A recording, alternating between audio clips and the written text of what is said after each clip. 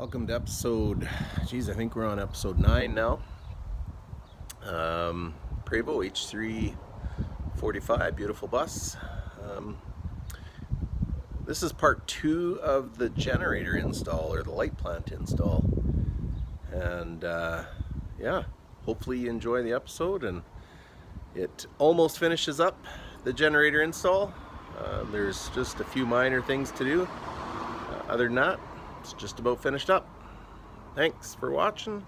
Hit the subscribe button and follow along. Well, what's today's plan? Today's plan is to hopefully mount the control box for the generator, and hopefully I can get the rad mounted. Rad's got to go in that hole there. Once the rad's in and the control box is mounted, we can start up.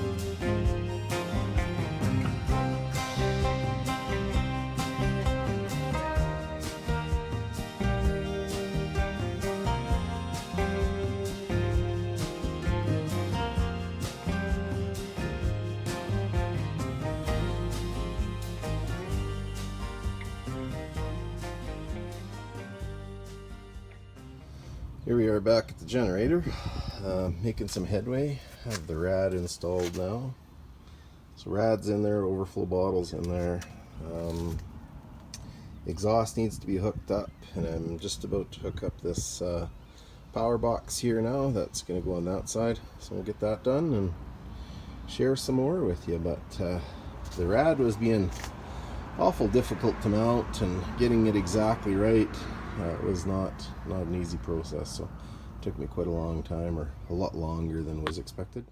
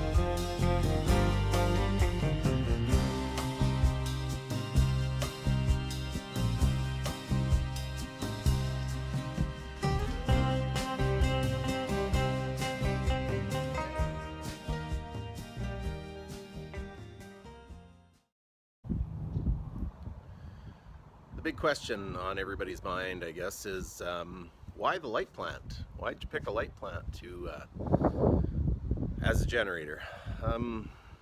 There's no real easy question to that.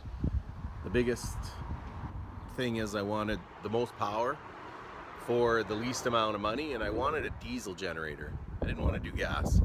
A guy could have gone and bought a gas generator, Champion, $300, something like that. I wanted to have 240. That was kind of the big draw. I wanted to have 240 volt, and I wanted to have the power to run the whole coach when needed. So that's one of the reasons. I couldn't afford a big RV generator. I looked into that, 6, 7, 8, 9, 10,000. Couldn't do it. So we decided that, you know, I knew light plants from the oil field, and I knew that they generated quite a bit of power. So I thought, that's it. Generator is going to be the light plant, and we went on the hunt and the search. And I knew Ritchie Brothers had a pile of light plants for sale all the time at every sale. So unfortunately, the Ritchie Brothers sale this year with COVID has been a lot more money than I really wanted to spend, or that I had thought of spending, but it is what it is. And we got a light plant, or a generator, a diesel generator, for $1,100 Canadian, so that's like $1.50 US, I think. And yeah, I installed it in the bus. So 8 kilowatt, 240 volt. Been welding off the generator, been grinding off the generator. Completely can live, you know, away from any power source whatsoever. My plan is to build solar. My plan is to have a big solar system.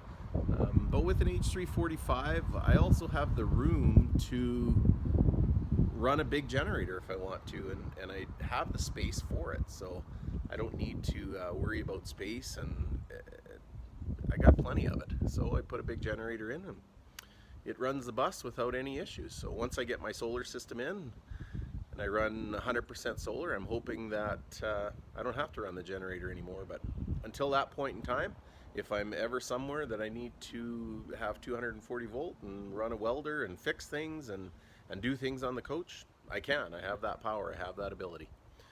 Thought I'd do a little video here and show you the generator. So I just don't have a fuel tank set up here yet, but everything else is in there. I made a exhaust the other day, so I've got custom exhaust going straight out. I've got the control panel. I've actually hooked up my welder to the 240 plug, plugged it in, it works. Made my own battery tray. Made everything for this generator, light plant, genset, whatever you want to call it. And yeah, here it is. So let's just see if it runs. I'll get the fuel pump going just a little bit.